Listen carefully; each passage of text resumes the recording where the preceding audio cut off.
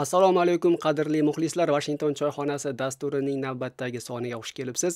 Bugun hamkasbim Odil Ro'zaliyev bilan haftaning eng muhim voqealari haqida gaplashamiz. Bu shubhasiz mana shu hafta bo'lib o'tgan Trump-Putin uchrashuvi haqida. Shunday emasmi?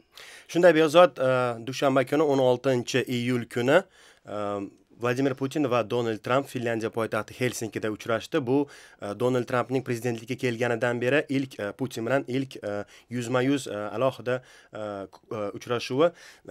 Trump saylov kampaniyasidan oldin, saylov kampaniyasi paytida Rossiya bilan aloqalarni yaxshilayman, Putin bilan chiqishib ketaman deb ko'p gapirgan edi, ammo ba'zi sabablarga ko'ra prezidentligining mana 1,5 yil va undan sal ko'proq davomida Putin bilan bemalol o'tirib gaplasha olgani yo'q. Albatta ikkita uchrashuv bo'lgan, katta tadbirlar doirasida, ammo birga bir o'tirib uchrashishmagan edi. Mana Trump o'sha o'zining saylov kampaniyasi paytidagi va'dasini ustidan chiqdi desak mubolag'a bo'lmaydi. Bilamiz, uchrashuv avvalo yopiq eshiklar ortida yuzma-yuz muloqot bilan boshlangan, undan keyin jurnalistlar uchun matbuot anjumani ham o'tkazildi. Umuman bizga hozirgacha nimalar ma'lum? Bu uchrashuvda asosan qaysi masalalar haqida gaplashilgan? Endi Trump va Putin uchrashuvida aynan qanday masalalar gaplashilganini bu ikki prezidentning o'zi biladi. Shuning uchun ham ular avval birga bir o'tirib gaplashgan, faqatgina tarjimon ishtirokida. Hattoki mana Putin va Trumpning yaqinlari, atrofidagi rasmiylar ham o'sha birinchi yuzma-yuz uchrashuvda bo'lmagan. Yarim soatcha davom etgan uchrashuv edi. Biz faqatgina o'sha ikki prezident katta uchrashuvdan chiqqandan keyin matbuot anjumanida aytgan gaplaridan ular nima mavzularni muhokama qilganini bilishimiz mumkin. Bular Suriya, Ukraina, ikki davlat aloqalari, Rossiyaning o'sha Amerikadagi saylovlarga aralashgani haqidagi da'volar, xavfsizlik masalalari va albatta AQSh uchun juda ham muhim bo'lgan Eron masalasi, Eron yadro dasturi hamda Eronning Suriyadagi harbiy faoliyati. Mana shular haqida ular gaplashilganini biz matbuotdan bilamiz, o'zlarining matbuot anjumanidagi aytgan gaplaridan bilamiz. Albatta ikki prezident o'sha yuzma-yuz yarim soat o'tirganda, yuzma-yuz muloqot paytida boshqa narsalar haqida ham gaplashgan bo'lishi mumkin, ammo bular o'sha faqatgina tarjimon prezident Putin va prezident Putin biladi, Trump biladi xolos. Aynan nima haqida gaplashgan. Demak, jamoatchilikka ma'lum qilinmagan va hech qachon ma'lum qilinmasligi mumkin bo'lgan masalalar ham gaplashilgan bo'lishi mumkin. Albatta, bu odatiy hol har bir mana bunday yirik uchrashuvlarda, oliy darajadagi uchrashuvlarda ana shunday matbuot uchun, ayrim jamoatchilik uchun yopiq bo'lgan mavzular qolib ketadi. Umuman munosabatlari sovuq bo'lgan ikki yetakchi mamlakat rahbarlarining o'zaro uchrashuvi har doim bir katta qiziqish bilan kuzatiladi, lekin aynan Trump va Putin uchrashuvi favqulodda bir qiziqish bilan kutildi va kuzatildi. Buning asosiy sababi nimada deb o'ylaysiz? Prezident Trump o'sha boya aytganimdek saylov kampaniyasi paytidan beri Rossiya bilan aloqalarni yaxshilayman degani uchun o'zining tanqidchilari hamda Respublikachilar partiyasidagi ba'zi savdoshlarining keskin tanqidiga uchrab kelgan. Bu tanqidlar, bu bosim haligacha davom etmoqda, chunki Obama Trumpdan oldingi prezident Obama hali lavozimdan ketmasidan oldin Amerika razvedkasi Rossiya AQSh saylovlariga 2016-yilda o'sha noyabrda bo'lgan prezident saylovlariga aralashga harakat qilyapti degan bir bayonot bilan, ichki bayonot bilan chiqqan edi. O'shanda Obama Rossiyaga qarshi, o'sha Rossiyaning hakerlik harakatlariga qarshi harakat boshlashni buyurgan va hatto bugun ma'lum bo'lishicha, mana kecha bugun ma'lum bo'lishicha, Trumpga prezidentlikka saylanganidan keyin inauguratsiyadan 2 hafta oldin o'sha razvedka idoralarining rahbarlari Trump bilan o'tirib, ularga unga dalil keltirgan. Mana Rossiyaning bizning saylovlarga aralashgani haqidagi dalillar deb uni shu dalillar bilan tanishtirishganda Trump o'shanda ham ishonmagan yoki ishonmaslikka harakat qilgan. Demak, barcha razvedka idoralari rasmiylari yakdil ravishda Rossiya saylov jarayoniga aralashdi degan xulosaga kelgan va bu yangi saylangan prezident Putinga taqdim etilgan. Albatta. Trumpga demoqchiman. Lekin bilamiz, Trump har doim bu xulosaga shubha bilan qarab kelgan va buni ommaviy ochiq aytishdan ham hech qachon bir o'zini tortmagan orqaga. Lekin o'sha Putin bilan bo'lgan uchrashuvdan keyingi matbuot anjumanida ham aynan shu masalada jurnalistlar Trampdan so'rashdi. Ya'ni Putinning huzurida u bu savolga qanday javob berarkin deb, aynan Rossiya bu saylovga aralashganmi, siz nima deysiz deb Trampdan xuddi shu savolni so'rashdi. Bunga Tramp qanday javob berdi?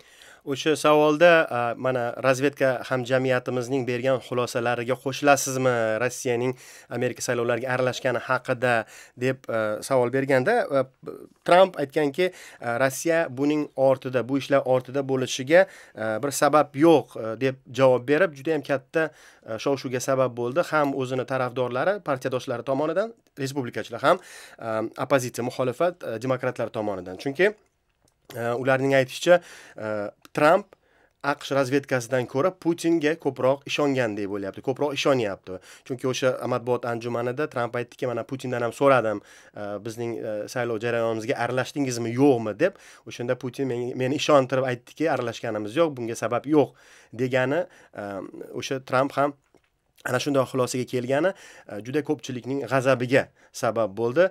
O'sha dushanbadan beri mana bugunga qadar Trampga qarshi tanqidlar, bosimlar yog'ilyapti har ikki tomondan. Endi Tramp biroz fikrni o'zgartirdi mana shu bosimlar natijasida. Shu yerda shunga bog'liq bir savol, mana eslatib ketdingiz.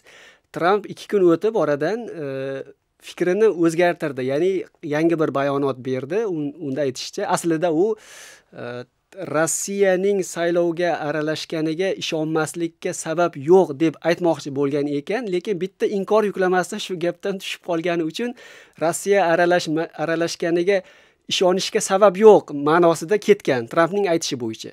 Sizningcha u bu gaplarida samimiymi yoki mana shu jamoatchilik bosimi ostida, demak, qarashni o'zgartirishga majbur bo'lyaptimi? Aytish joiz, Tramp saylanganidan beri katta bosimga uchrab kelyapti. Jamoatchilik bosimiga, partiyadoshlari bosimiga, raqib demokratlar bosimiga, matbuot bosimiga, har xil mavzular bo'yicha shu uni qanaqadir bayonotlari, siyosati, turli mavzulardagi, turli yo'nalishlardagi siyosati bo'yicha hamisha bosimga uchrab kelyapti. Lekin aytish joiz, Tramp bosimga osonlikcha bir yon beradigan odam emas. U katta bosimlarga qaramasdan, katta keskin tanqidlarga qaramasdan o'z siyosatini asta-sekin bari shu olg'a surib kelyapti, olib borib kelyapti. Shuning uchun albatta Trampning fikrini o'zgartirgani yoki xato qilibman, bitta so'zni teskari aytibman, noto'g'ri aytibman deb mana bu safar o'sha pozitsiyasini o'zgartirgani albatta bir ajablanarli hol. Odatda Tramp bunday emas. Tramp o'sha aytgan gapida turadi oxirigacha. Shuning uchun mana ko'pchilikning aytishi bo'yicha hatto Trampning bu ishi bu bir xiyonatga ham tenglashtirishgan, chunki mana AQSh razvedkasi xulosasiga ishonmayapti, lekin AQShga dushman, raqib bo'lgan davlat prezidentining gaplariga ishonyapti deb juda ham katta bosimlar. Samimiymi yo'qmi yoki bosimlar ostida aytganmi yo'qmi, buni bilmayman. Lekin aytish joiz, mana shu yil noyabr oyida AQShda kongressga saylovlari bo'lib o'tadi. Respublikachilar ayni damda ham kongressning quyi ham yuqori palatasini nazorat qilyapti. Ular nazoratni qo'lda saqlashga harakat qilmoqda, lekin bu juda ham qiyin, chunki respublikachilarga juda ham katta hozir e'tirozlar bor. Demokratlar mana shu ko'proq ovozlarni ilib ketish umidida, balki mana shu saylovlardan oldin ham respublikachilar pozitsiyasini zaiflashtirmasligi uchun Tramp mana shunday bir kompromiss pozitsiyaga borgan, o'z gapidan qaytgan bo'lishi ham mumkin. Umuman respublikachilar uchun hozir bir nozik davr, chunki mana siz aytganingizdek noyabrda parlament saylovlari yaqinlashyapti va bir partiya darajasida o'tgan boshlang'ich saylovlarga qaraydigan bo'lsak, respublikachilar orasidan Trampni tanqid qilgan nomzodlar ayrimlari o'ta olmadi. Ya'ni o'sha partiya nomzodligini qo'lga kirita olmadi. Demak, Trampning hozirgi siyosatini qo'llab-quvvatlayotgan tarafdorlari oz emas uning saylovchilari orasida. Shuning uchun respublikachilar juda ham ehtiyotkor va aksariyati Trampni qo'llab-quvvatlab kelayotgan edi, ko'p masalalarda himoya qilib, lekin aynan mana shu Putin huzurida aytgan gaplari uchun o'sha yaqin ittifoqchilari bo'lgan respublikachilar tomonidan ham keskin bir tanqidlarga uchradi. Demak, bu partiya ichida Trampga qarshi bir qanaqadir Trampdan uzoqlashish davri boshlanayotganini yoki o'zaro bir o'rtada ixtilof yuzaga kelayotganini ko'rsatadimi o'zining ittifoqchilari? Endi bilasizmi, mana siyosatda siyosatchi ayyor bo'lishi kerak. Chunki ko'p siyosatchilar keyingi saylovlarni nazarda tutib, keyingi saylovlarda saylana olamanmi, yo'qmi, menga ovoz berishadimi, yo'qmi deb saylovdan saylovgacha ish qiladi. Shuning uchun Tramp professional siyosatchi emas. Shuni esda tutishimiz kerak. Shuning uchun u ba'zida o'ylamasdan gapirishi mumkin. Ba'zida o'sha xayolida qanday nima fikr bo'lsa, nima pozitsiyasi bo'lsa, shuni ochiq-oydin aytishi mumkin. Professional siyosatchi odatda tekislab, to'g'irlab, ba'zida pozitsiyasini o'zgartirib, ya'ni o'sha saylovchini ra'yiga qarab, saylovchini kayfiyatiga qarab ish tutadi. Bu safar ham ba'zi o'sha qonunchilar, ayniqsa mana nomzodlari saylovga qo'yilgan qonunchilar mana shunday ish tutayotgan bo'lishi mumkin, ya'ni saylovni o'ylab. Agar Trampga qarshi, ayniqsa mana Tramp Putin uchrashuvidan keyin Trampga qarshilik katta bo'lgan bo'lsa, jamoatchilikda, matbuotda, ijtimoiy so'rovlarda, demak ular Trampdan uzoqlashishga harakat qiladi, o'sha saylovda ziyon yetmasligi uchun ularga. Lekin aytish joiz, mana Trampning asosiy tarafdorlari bor. Bu o'sha Trampga ovoz bergan va Tramp qanday siyosat yuritmasa-da unga sodiq bo'lgan, juda ham ular ko'p emas, oz sonli, lekin o'sha Trampga sodiq bo'lgan, nima bo'lishidan qat'iy nazar Trampga ovoz beradigan saylovchilar bor. Mana masalan, Putinning Tramp bilan uchrashuvidan so'ng CBS yangiliklar telekanali o'tkazgan ijtimoiy so'rovga ko'ra 32%, amerikaliklarning 32%, bu 3 dan 1 qismi Trampning o'sha sammitda Putin bilan uchrashuvini ijobiy baholagan. Shulardan 67% bu respublikachilar. 67%, 68%. Ya'ni respublikachilar Trampga sodiq, respublikachilar nima bo'lsa ham, Tramp qanday siyosat yuritsa ham demokratlar pozitsiyasi tomon og'ib ketmaydi. Tramp shu razvedka idoralari bergan xulosaga, ya'ni Rossiya AQShdagi prezidentlik sayloviga aralashgan degan xulosaga nega ishonmayapti? Endi bilasizmi, ayrim rasmiylarning aytishicha, hatto o'sha Tramp ichki doirasidagi ayrim rasmiylarning aytishicha, agar Tramp Rossiya AQSh 2016-yil prezident saylovlariga aralashganini tan olsa, demak uning prezidentligi saylangani savol ostida qoladi. Chunki bilamiz, o'shanda Tramp demokratlardan raqib Hillary Clintonni mag'lub etgan edi, ammo uning raqiblari Tramp soxta yangiliklar deb atayotgan CNN telekompaniyasi, New York Times gazetasi va boshqa matbuot ning aytishicha, Tramp halol yutmagan, Trampga mana Rossiya yordam bergan, Tramp saylov shtabi rossiyalik rasmiylar bilan aloqada bo'lib, ular mana shu birga o'sha Trampni g'alabasiga yordam bergan degan bir xulosa kelishgan. Tergov davom etyapti. Tergov hali tugagani yo'q. Tergov xulosasi hali yakuniy e'lon qilingani yo'q. Biz hozir faqatgina o'sha hamma o'sha razvedka hamjamiyati, bir nechta razvedka idorasining xulosasiga tayanib gapirishyapti xolos. Lekin shu bilan birga aytish kerakki, mana Tramp tarafdorlariga ko'ra, nega endi biz razvedka idoralariga ishonishimiz kerak? Axir 2003-yilda Iroqqa AQSh urush e'lon qilganida asosiy sabab nima edi? O'shanda ham razvedka idoralari Iroqda ommaviy qirg'in qurollari bor degan xulosani o'sha paytdagi prezident Jorj Bushga olib kelishganida, Jorj Bush demak bu Iroq dunyo xavfsizligiga tahdid ekan deb o'shanda shuni asos qilib urush boshlagan edi. Hozir ba'zilarning aytishicha, yo'q, biz razvedkaga ortiq ishonmaymiz, razvedka xulosasiga ortiq ishonmaymiz deyishyapti. Demak, ishonmaslik masalasi baribir bu siyosiy bir qaror, aynan prezident tomonidan qabul qilingan.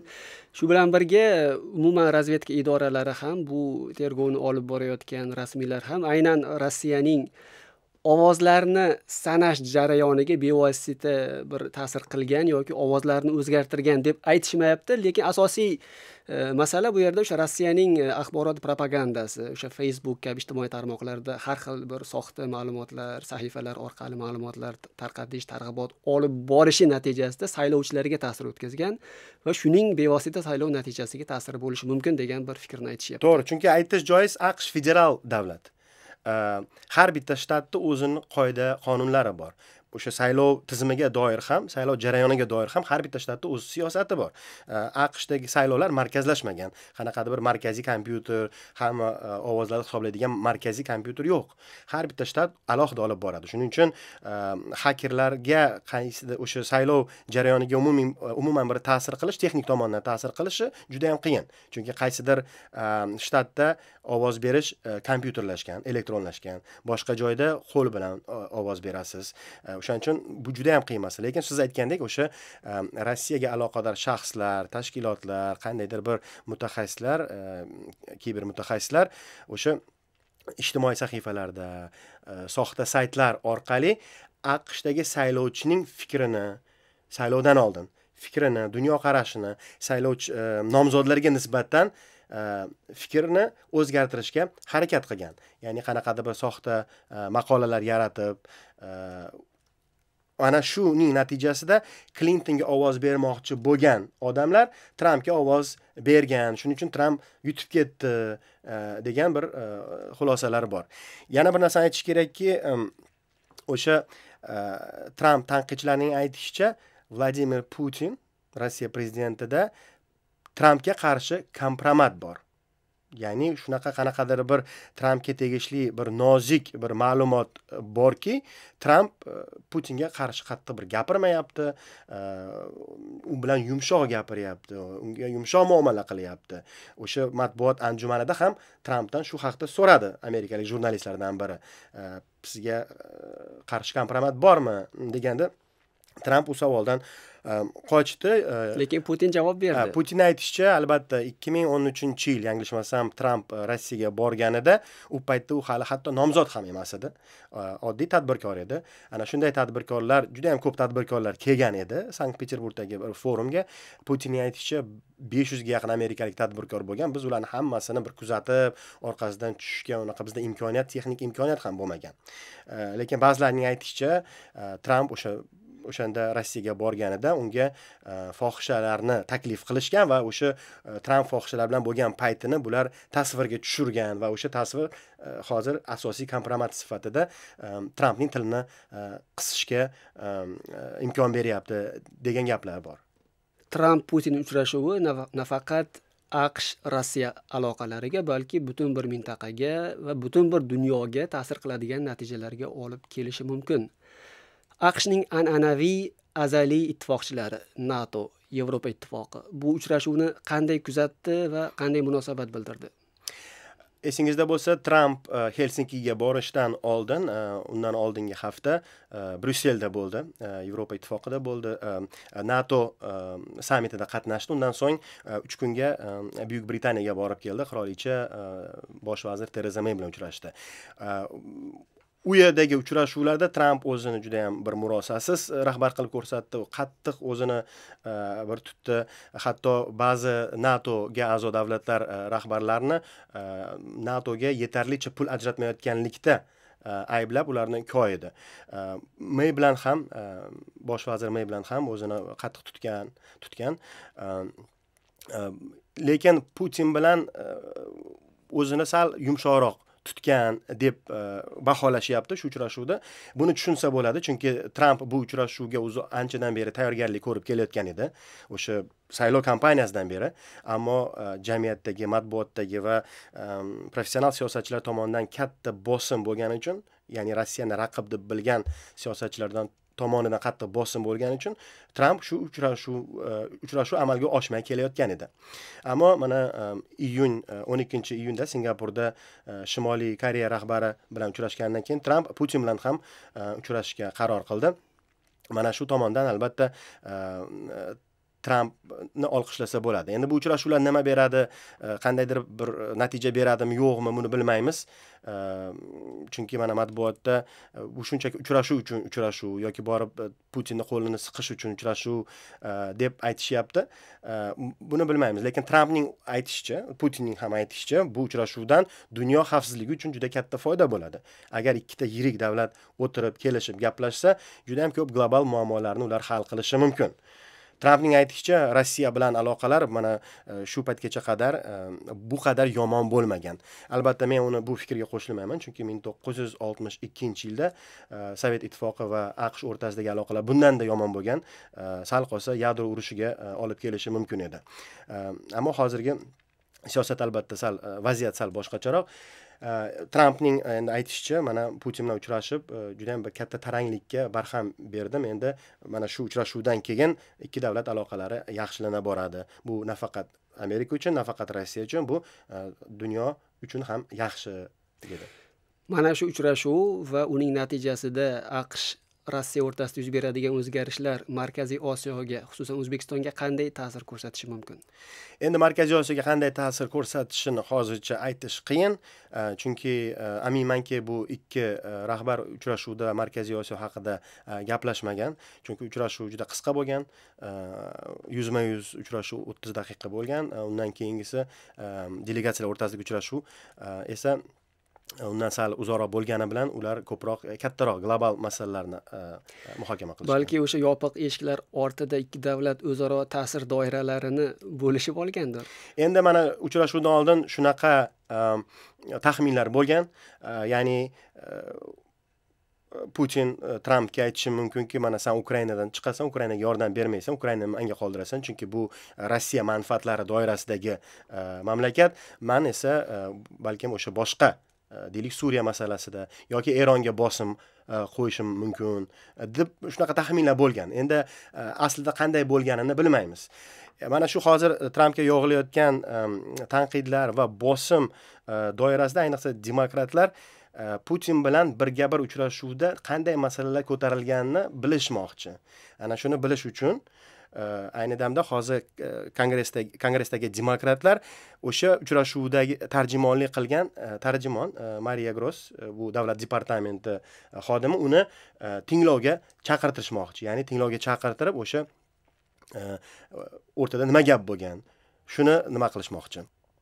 Lekin aytish kerak, mana kongressda tinglovga odamlarni chaqirish respublikachilarga bog'liq. Chunki respublikachilar hozir ko'pchilik bo'lgani uchun ular ma'qullashi kerak. U yoki bu guvohni, u yoki bu ekspertni o'sha tinglovga chaqirishni. Ular rozilik beradimi yo'qmi bilmaymiz. Yana bir narsani aytish joiz, mana Rossiya Tramp bilan Putin uchrashuvidan oldin Rossiyaga aloqador 12 ta o'sha razvedka, Rossiya razvedkasining xodimlari, agentlari Rossiyaning AQSh saylovlariga aralashganini tergov qilayotgan guruh tomonidan o'sha ishga aralashgani haqida ayblanib, ularning ismlari oshkor etildi.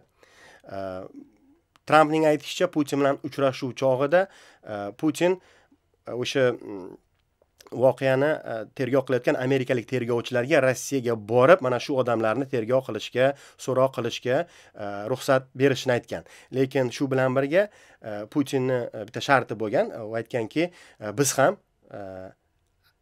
Rossiyadagi ayrim siyosiy jarayonlarga aralashgan, siyosiy jarayonlarda qo'li bor amerikalik ba'zi odamlarni, ba'zi fuqarolarni, xususan Amerikaning Rossiyadagi sobiq elchisi Michael McFaulni ham chaqirib so'roq qilishimiz kerak bo'ladi unda. Agar shunga rozi bo'lsangiz, unda biz ham sizning tergovchilaringizga mana shunday imkoniyatlar yaratib beramiz degan.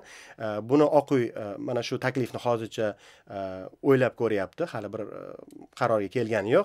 Ammo respublikachilarning ba'zilari, demokratlar va hatto davlat departamentidagi professional diplomatlar ham mana bu kelishuvni tanqid qilyapti. Ular nazarida Putinga bunday qilishga umuman imkoniyat berish kerak emas, ruxsat berish kerak emas. Ya'ni AQSh fuqarolarining Rossiya tomonidan so'roq qilinishiga.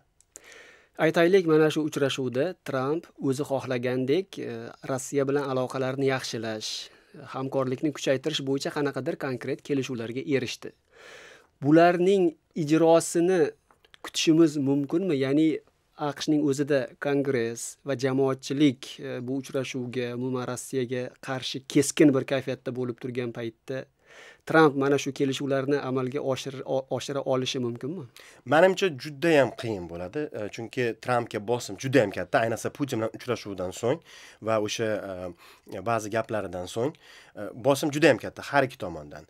Shuning uchun juda ham qiyin bo'ladi. Va buni ustiga ustak o'sha qonunchilarning aytishicha va razvedkaning, AQSh razvedkasining aytishicha, Rossiya o'sha AQShdagi siyosiy jarayonlarga aralashishni to'xtatgani yo'q, hali ham davom ettiryapti.